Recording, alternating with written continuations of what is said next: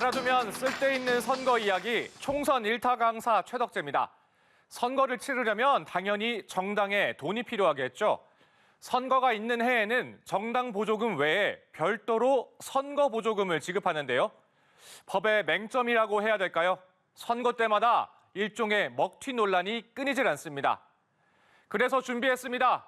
이번 시간 총선 일타 강사, 선거 보조금이 눈먼 돈입니다. 이번에 11개 정당의 선거 보조금으로 지급된 금액은 508억 원입니다. 지난 총선 선거권자 수 약 4,399만 명에 올해 보조금 단가 1,141원을 곱한 값입니다.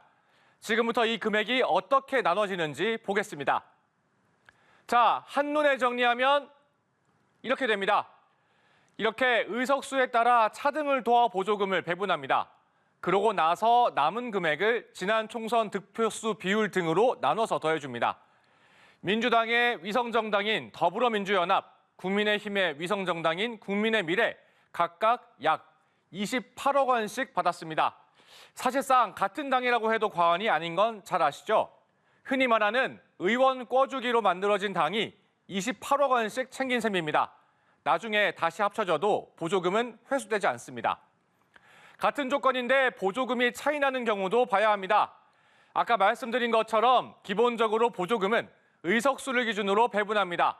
또 의석이 없더라도 지난 총선 때 2% 이상 득표율을 올렸으면 보조금이 지급됩니다. 이 기준에 따라 한 석도 없는 민생당은 전체 보조금의 2%인 10억 원을 받았습니다. 하지만 개혁신당, 조국혁신당은 의석이 5석 미만인데다 신생정당이라 지난 총선 득표율이 없어 1억 원이 채 안 됩니다. 참고로 정당 지지율은 보조금 산정 기준에 포함되지 않습니다. 최근 리얼미터 여론조사에서 조국혁신당의 비례대표 지지율은 27.7%로 국민의미래 29.8%와 오차 범위에 있지만 보조금은 꼴찌로 100배를 해도 더 적습니다.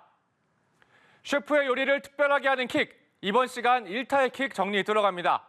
선거 보조금이 눈먼 돈이란 일부 오명을 쓴 첫째 이유는 의원 소속 정당만 바꿔도 강남 집 한 채 값은 거뜬히 버는 구조 때문입니다. 또 지난 선거 이력이 없으면 현역 의원이 있는 정당이 영석인 정당보다 보조금을 훨씬 적게 받을 수 있습니다. 정당 지지율은 보조금 산정에 반영되지 않습니다.